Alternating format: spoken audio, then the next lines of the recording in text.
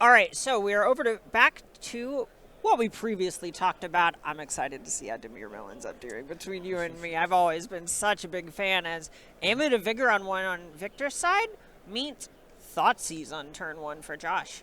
Yeah, and Titan, Arboreal Grazer, and Spelunking all in hand as things you can take here for Joshua. Joshua you might recognize as one of our RC winners about 2 years ago in Standard, but coming here trying to run it back.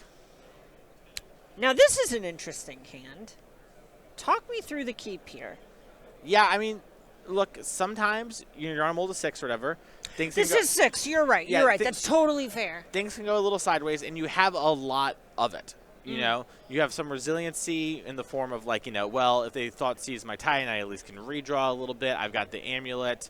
It's not the end of the world. I need things to go well, but I sort of do it on a mold of 5 anyways. So what am I going to do? Plus, maybe some expectation this match can go longer, as it definitely can for the Blink deck.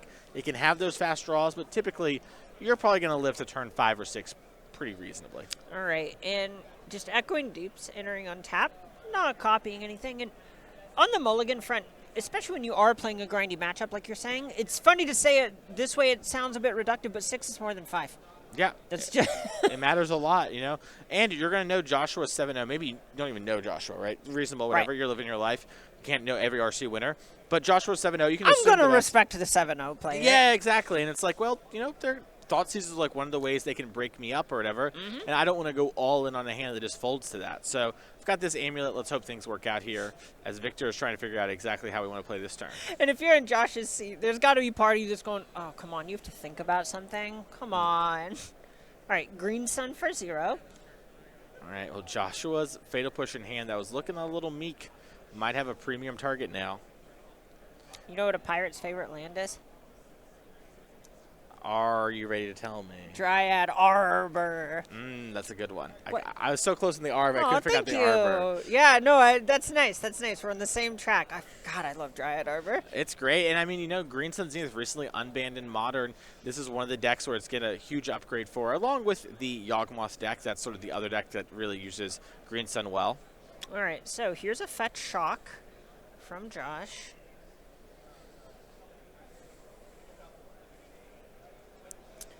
Instep Philia, not bad. Yep, when you develop your threat, makes a ton of sense. All right. Shock in a Witch Enchanter, then a Flicker Wisp, targeting the Witch Enchanter. Be still my beating heart. Yeah, and then Flicker Wisping on the Felia, so it's going to come back into turn as well. Oh, and that means Flicker Wisp gets to do its sort of temporary strip mine impression. Yes, and it is going to be tough here for Victor, who we know is sort of just on Titan and Arboreal Grazer in hand. And this is a lot of pressure coming down. Flicker was hitting some of these MDFCs, some of the better ways to sort of interact in that regard. Okay, so Witch Enchanter comes back. Disenchanter on the Amulet of Vigor, and Flicker Wisp looking like it's going after the Beseiju on Victor's side.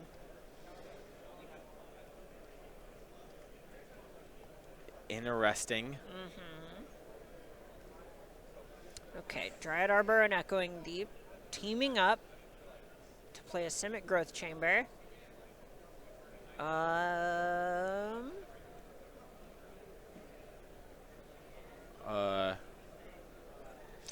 It looks like there might have just been a confusion about land drops. Yeah, I think Victor maybe thought I've cast my Grazer already. Yep, and put here's it the in Grazer. and had not. Yep, that makes sense. Okay, here's Echoing Deep. Would guess it's not copying much. Beseiju comes back past the turn. The Sloth really just on blocking duty at this point, but it's not that good of a blocker. Yeah, there's luckily a 2-2, but Philia can also flicker it away, which could be a bit of an issue. You might also see Philia flicker the Flicker Wisp. Flicker Wisps hit the Bounce Land. Bounce Land gone for the turn and making us pick it up. And if we combine that with a Fatal Push here for Joshua, it's just Stone Rains all over the place. Oh my gosh. Okay, yeah, here comes the Philia. Blinks the Flicker Wisp. Stop me if you've heard this one before. Yeah, Joshua tying the game up. Gonna get a little surveilling going on. So what's wrong with Shadowy Backstreet? Orcish Bowmasters was picked up. The one of fun of coming in clutch here. Which also means we have to save our Fatal Push for this Grazer on the later turn. Why settle for White Orchid Phantom doing land destruction when you have all of this? Yeah, as you see now, both Urza Saga and Dry the Elysian Grove. End of turn, the bounce land's going to re-enter. Now we need to bounce one of them. Yeah, it looks like, Victor actually bouncing the bounce land. I got to get out from under this. Yeah, but now we could Flicker Wisp the Witch Enchanter to blow up the Saga or the Dryad the Elysian Grove. Should that Philia have one more counter on it, I think? I think we maybe missed the trigger on that. Well, the Flicker Wisp returned. Yeah, I don't know exactly the ruling on that, you know. Sure. Yeah, I think it is supposed to be bigger, such as life. But also, I don't know, maybe Joshua just feels bad. I've Stone Ranged you like 5 times. I don't know. All right. Fetch up Shadowy Backstreet at sorcery speed. What's going on here? Got to revolt it. Got to get this Fatal Push. That Dryad's got to go. I must kill more things. And this is how these sort of games versus, you know, the black-whiting controlling decks look when they beat Titan. You kind of need something to go a little wrong for them, and you sort of pick them apart. Okay, so Ketramose hits the bin. There's that Fatal Push.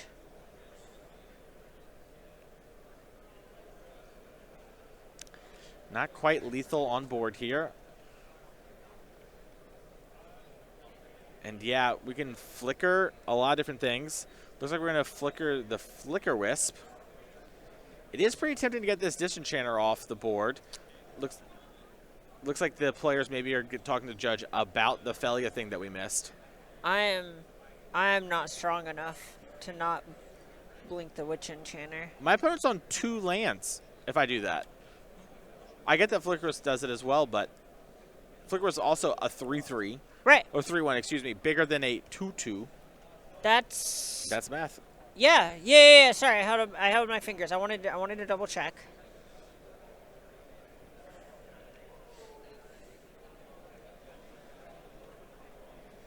As we now are figuring out, I think, what the game state was supposed to be. Okay. We're working out from there. Looks like players have agreed to what's going on, so it looks like everything's taken care of. We're all good.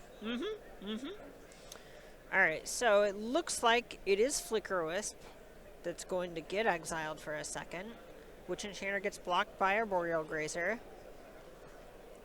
And then, March of Otherworldly Light. And Victor just says, get me out of here. Game 2. Yeah, and this makes a lot of sense to why the Flicker Wisp was targeted. Yeah, he was going to get another land off the board. And yeah, Victor did not get to really do much that game, but that's what Joshua wants. Right, so much of the way that this Orzhov Blink deck that Joshua has brought is going to win games is just incremental advantage you turn after turn after turn. And we saw there, Victor felt like he was basically one free untapped step away from being able to play Titan and do everything that we know Amulet Titan can do, but was never able to do it. As we look at the sideboards, there are 2 Elishnorn Mother of Machines. Yeah. Hello. Those are very good in the mirror, very good here.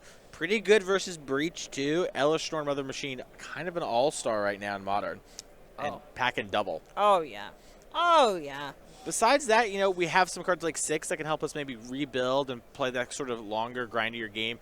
Dismember, a great way to relieve that pressure and answer Ketramose. Nice. Yeah.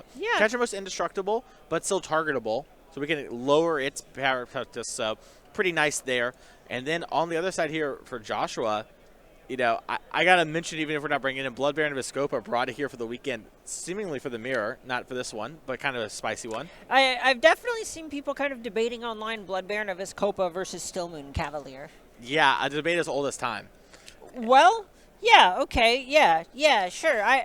Okay, sure. Yeah, and so White Orchid Phantom, I think that's going to be the one we're going to grab immediately. These Aven Interrupters can actually be pretty good as well. Vindicate, pretty reasonable card. Much Older Light, we saw breaks at the untap. Nice. Yeah, hitting the Saga also great. And then Dothy, you actually kind of want this pressure, but also if you catch a Titan, sneaking in your own Titan or something like an Elishnorn. If you take Victor's Elishnorn and put it into play for you, that's going to turn off basically the entire deck. That makes some sense. So if you're enjoying watching the regional championships and you want to throw your hat in the ring, you're going to want to join us at the next series of regional championships at SCGCon Minneapolis. It's going to be May 2nd through the 4th. It's going to be a blast. We're going to stream it here as well, and you can get all those details at starcitygames.com/SCGCon. Even if you don't have your invite, come on out and LCQ. Maybe get in. Yeah, we saw Jessie Robkin last round. She LCQ'd into this event, sitting pretty at 6-1. Yeah, great place to be. And these are going to be standard. Yes. Too. Yeah, it's going to be standard. It's going to be awesome. Dragonstorm's coming out very soon. Going to be a big player in that format, ideally, and we'll see how it goes. This matchup just has to be so bad for Amulet Titan, right? I know. Okay, you know what? Actually, you can say the line. Say the line. How bad can a matchup be if you can kill them on turn 2? I actually just don't know. I mean, traditionally, the controlling decks struggle with Titan. But these Flicker Wispy type draws do change things up. You know, obviously, we're a bit of a mulligan, right? Like, these sort of things happen, obviously. But I do think, you know, I'd rather probably be in the Amulet side than the Blink side, just given what I know right now. Also, there might just be, you know, some tricks to the trade when it comes to the Blink deck here. Not unreasonable for Joshua to have fought this matchup already, Titan, a very popular deck this weekend. But also, you know, Blink's second most played deck, Victor 7-0. I feel really confident he's probably slaying a couple of these on the way. Right, it's really hard to say. We're in some, you know, there's obviously the whole you kill them on turn 2 sometimes. That's very strong. Ursula Blink is uniquely good at attacking land specifically, which I feel is what separates it from, say, the old Jund decks, the old mid-range decks that were what Amulet Titan would eat for breakfast. Yeah, that's true. And I mean, we'll have to see how this plays out in the coming games. But yeah, I mean, Flicker Wisping, the White Orchid Phantom could definitely be huge. This deck does play a lot of basics, but if you hit the bounce lands, then that doesn't really matter, right? You're still going down a land. Right, and that's something that we saw Flicker Wisp doing with Philia there, just basically saying, okay, wait, you have to bounce a land every single turn. Good luck. As these players are shuffling up and just double-checking some stuff here before we head into game number 2. And these are the spots where, in a lot of ways, the most human elements of Magic really start to set in. These are the points where you have been playing all day. You're playing for 8-0. No one enters a tournament planning to lose any matches anyway, but you've actually been playing at a high enough caliber all day to be 7-0. You've got to start feeling the exhaustion. It just comes back to you, right? This is so much Magic. I mean, think of it this way too, right? Like, you hit the end of the day normally, you start to get a little tired either way, right? Let alone, you know, you're just hanging out with your friends, you know, whatever, let alone playing this high-intensity Magic, probably traveled here, right? Just not everyone can be from Charlotte, and you just are going to play some high-level games that you care a lot about. You're going to have a lot of sweater moments where it's just like, oh, I got to figure this out exactly, or high-intensity moments. You get drained. All right, and both players happy with their 7s. Victor happy with the turn 1 Amulet of Vigor off Echoing Deep. Josh Willis starting off with a Verge and a Thoughtseize. Yeah, Verge is making their way into Modern here as it looks like Titan Scapeshift and some lands. Not the kind of thing you're ever really trying to throw back. This is one of those spots where you're happy to keep 7. This has all the pieces, and as long as you don't die too fast, this has play to it. Yeah, I mean, this is looking pretty good, and especially, you know, we talked about in game 1, Joshua kind of needs to keep a hand that has Thoughtseize or something kind of like that can interact a lot. Postboard, there's a wider range of things Joshua could have, so this hand actually gets even better. As it looks like Joshua's trying to figure out what exactly we want to take. Of note, Dothy is in hand, so Joshua prioritized actually breaking things up in, you know, instead of I was kind of thinking that. I mean, when they lead on turn 1 Amulet, they can sometimes kill you on 2 and usually kill you on turn 3. So if you're going to have to just say, Dothy, go next turn, that just sounds so unrealistic. All right, prime time is the get there. Yeah, leaving Scapeshift. Scapeshift does have some kills on just about 4 lands, so maybe we're going to fight over that. Now, Dothy Voidwalker makes those Scapeshift kills very hard to do, so that is going to cause, you know, a real wrinkle in that plan. And that's something that we didn't get to touch on in the sideboarding portion, but the fact that Dothy Voidwalker even kind of sneaks in with a real disruptive element and not just the sort of cheese you thing is huge. Yeah, the fact that the Amulet deck now actually uses its graveyard a good bit really has changed things up. Yeah, that's something where looking at the hand with Thoughtseize before seeing Scapeshift Primeval Titan, there's a moment of going, wow, if you're playing against Amulet Titan, you actually sort of need to know how the deck works too, which is not an easy ask. But Joshua Willis up to the task. Yeah, and Dolphy Voidwalker coming down, putting on real pressure. Do do do do do do do do do do do do do do boom boom. Forest, pass the turn. That's how it goes. Yeah. Yeah. And it looks All right, Ketravos off the top. it's a strong one. It's something. Yeah. It looked like Joshua had just drawn a bunch of ephemerates. And this is not the draw for those. Yeah, not Ephemerate Dolphy, not really a combo outside of dodging removal, but not a bad one. As Relic's coming down, super not a combo with Dolphy. Oh, interesting pick. Interesting to cast that instead of Ketramos this turn. Is there something he's representing? I think he's representing stuff, but really what I think he's doing is holding up his ephemerates in case one of those sideboard dismembers comes down for the Dolphy. Yeah, this is the only pressure that Joshua has here. Yeah. And, you know, ideally our Ketchamos will start attacking. It won't be anytime soon. Sure, sure. I mean, there is the point where Victor can just start casting 6/6s with Trample, even if all the combo stuff is turned off. Yeah. Primeval Titan is large.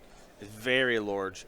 As we're seeing Victor float a green. All right, Simic Growth Chamber, green in the pool. How is it going to get used?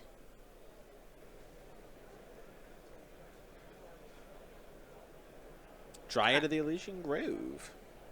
All right, Crumbling Vestige. Another floating mana. Another untap off the amulet.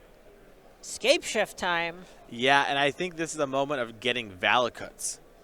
Oh. Even though we can't really do anything that's going to, like, Huh. kill this turn, we just have the Dryad, and I think that is what Victor's trying to set up here. Sure, And sure. those are all exiled with the Void counters on them. So Joshua could cast his own Scape Shift next turn. Of note, too, for Ketramos, I talked about not being able to attack for a little bit due to the cards in exile.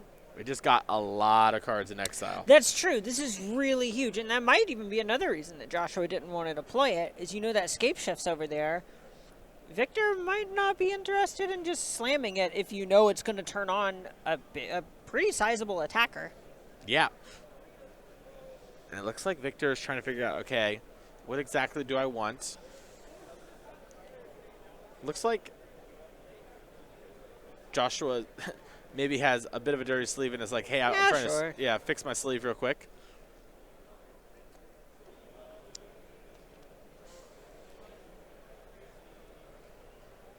As now, I mean, we're going to see Victor. I mean, I assume we're going to see Victor grab a Valakut. That is the thing that makes a ton of sense with the Dryad, because then the Dryad can start, you know, shooting things down.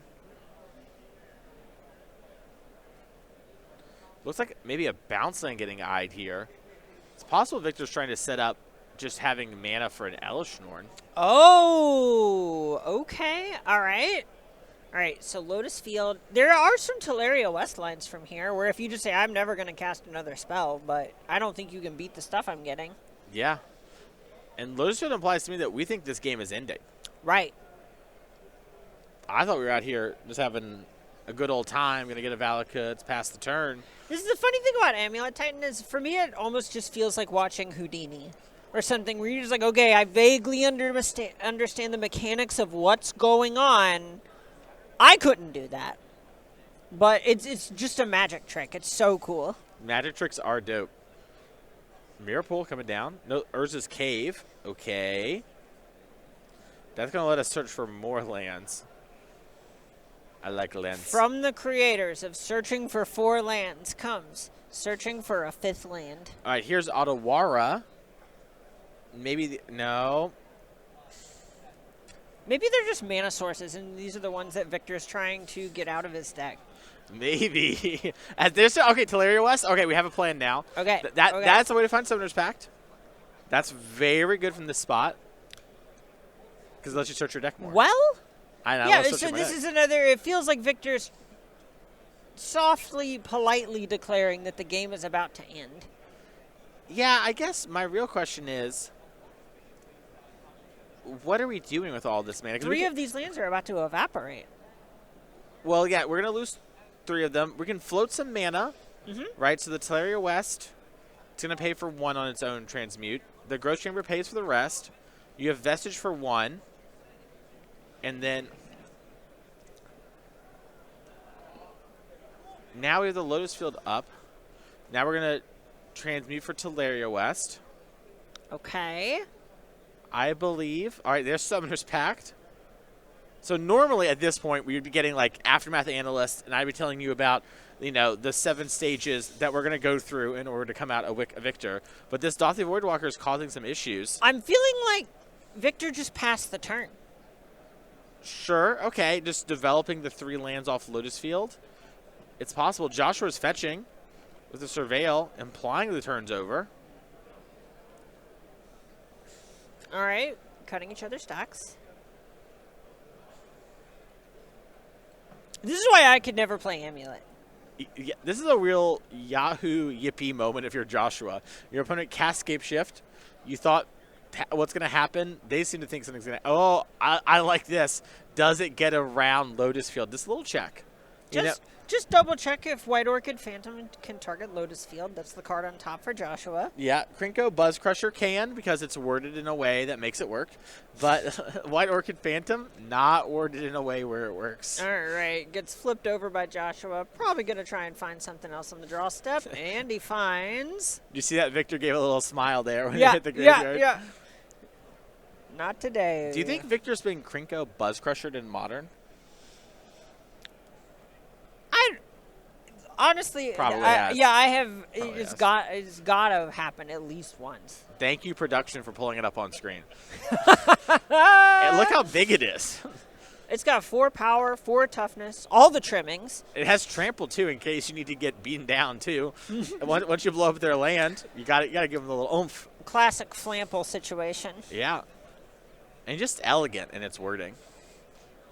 As we were see shuffling of the hand here. As it looks like Overlord of the Baelmerk was the pick up for the turn. That's a great one. That's not bad. Okay, and look at this. Here it is. Looks like it's about to be impending. Yeah, I think the thing for Joshua here is Joshua doesn't have the 4th land. Oh, no, there's a Boggart Trawler. I see. Okay. All right. I was going to say, I think we're not going to play Ketramos because we don't want to lower the shield on the Dauthi Ephemerate.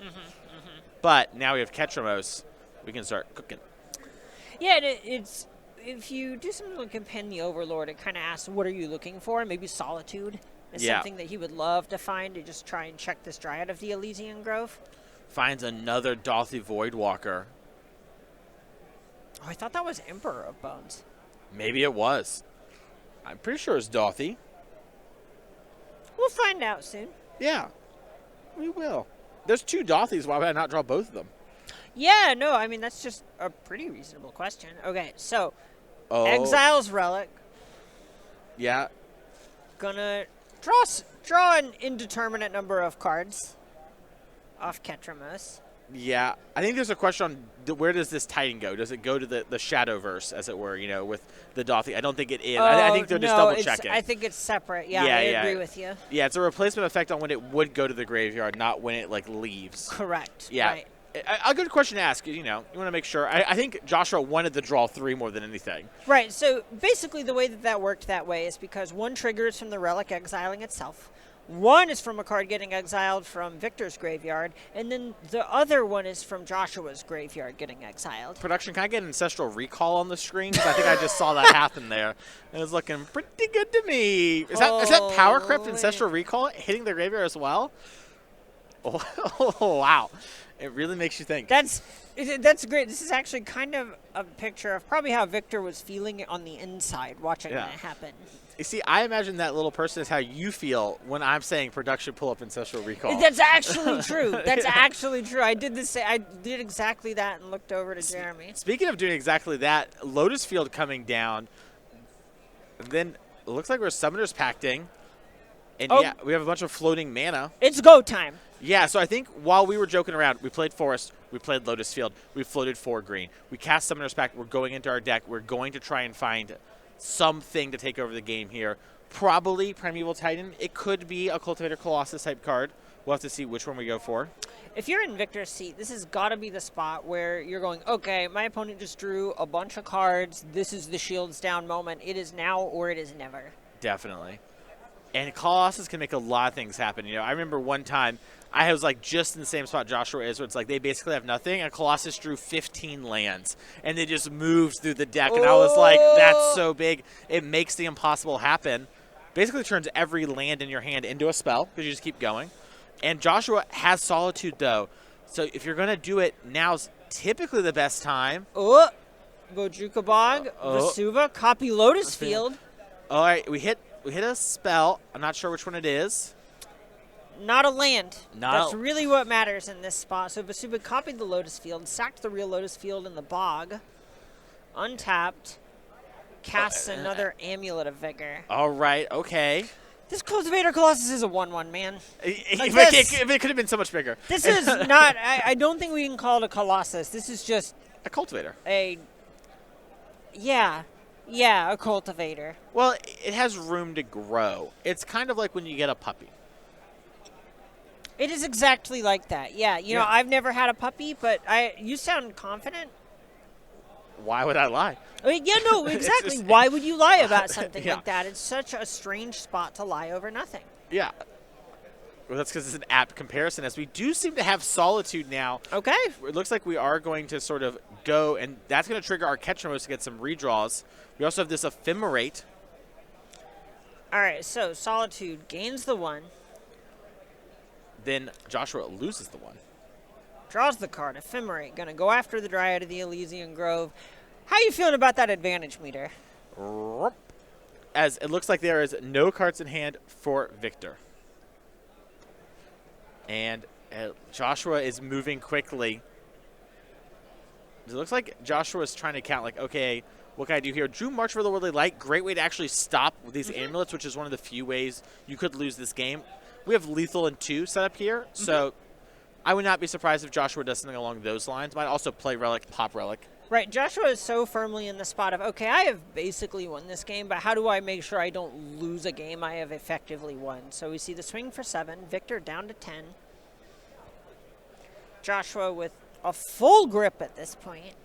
Yeah, and here's Overlord the Bale Merc. Yep. Looking for more. Oh, yeah. Dead to Summoner's Pack. Victor saying, man, listen, stop. Yeah. Blood, it's yours. Yeah, it's yours. It's yours. Yeah, I'm dead. Yeah, and then Joshua's, you can see Joshua's like, I didn't even realize. I was just in the zone, you know, having a good time. And I love that from Victor here. He let him have his fun, but he's like, hey, I'm dead.